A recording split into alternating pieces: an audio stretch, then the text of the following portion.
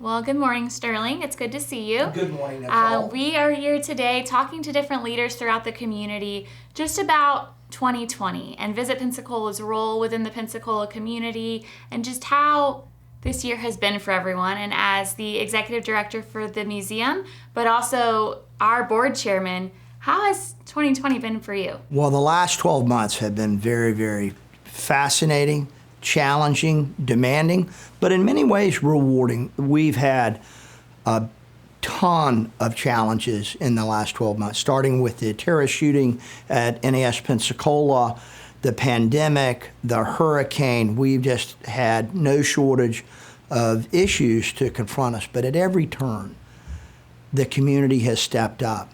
The afternoon of the terrorist shooting at the base, there were hundreds of people lined up at blood banks to give blood for those wounded in that terrible, terrible, horrific shooting. The pandemic came, and it was interesting to see our community come together. Breweries changed their capacity from brewing beer to brewing hand sanitizer. Our local restaurants, they turned into essentially curbside grocery stores delivering in prepared food. And they kept our community fed, alive, and vibrant, and they kept their employees at work. So we innovated, we adapted, and we prevailed. It's been very, very impressive. The hurricane came, big hit.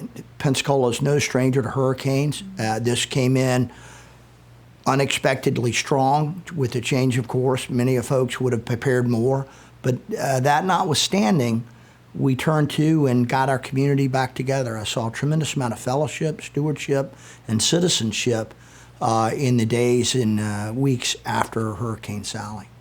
What are you most proud of? Like, what is the moment that maybe you look back on this year and you just go, I am so proud of Visit Pensacola in this capacity? Well, I thought Visit Pensacola did an exceptional job of adapt. You know, tourism is nice. It's kind of hard to conduct tourism in the middle of a pandemic or in the aftermath of a hurricane.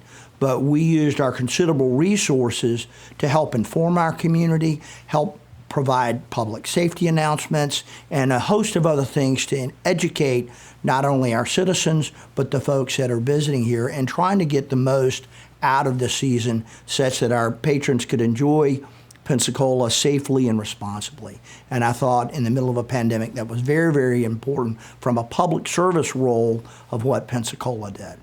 You know, certainly from somebody who has, been through leadership in the Navy, obviously one of the things that you look at is the stabilizing calm. And I think that's one of the things that Visit Pensacola has done so well through these wonderful ups and downs of 2020. But we've maintained this calm steadiness, which has been great. Calm is a great word. Also perspective. We've worked very hard to keep things in perspective.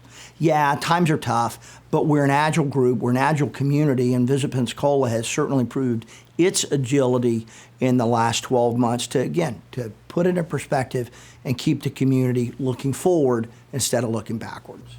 Well, and I can definitely say, as a staff member of Visit Pensacola, that has been your leadership as our board chairman. So we can't thank you enough for that because you have been that steady voice for us throughout this year, and it's appreciated. Well, it's been a wonderful opportunity for me. I'm so thrilled to be back in Pensacola, having started my own Navy career here 3.5 decades ago. I never lived here until I moved back here after my retirement from the Navy, and I found a wonderful, joyous, and collaborative community that I'm so proud to be part of. Let me ask you, obviously District 1 of Florida is the single largest district for retired military. What brought you back? Why did you come and choose Pensacola? Well, I've always loved Pensacola, and I've always looked forward to come back here at any excuse. And I got back here episodically, never permanently, but I would receive the opportunity and the offer to be the director of the National Naval Aviation Museum, which I'm very, very proud to do. I certainly am proud of being a naval aviator, but I'm so proud of what that community has done over its 109-year legacy. But that Navy community is so tied to Pensacola.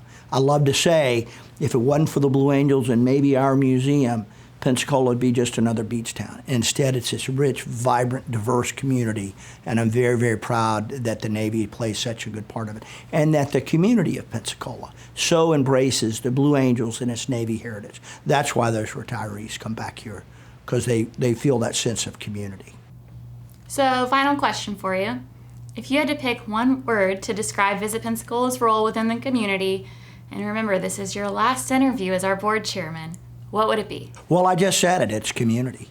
We work together. Visit Pensacola represents the community. Our board is diverse. They're very engaged. It's not a spectator board. The stakeholders for Visit Pensacola, the members, they're all part of this vibrant community with one goal: to move Pensacola forward and make it the most superlative tourism destination spot in America, if not the world.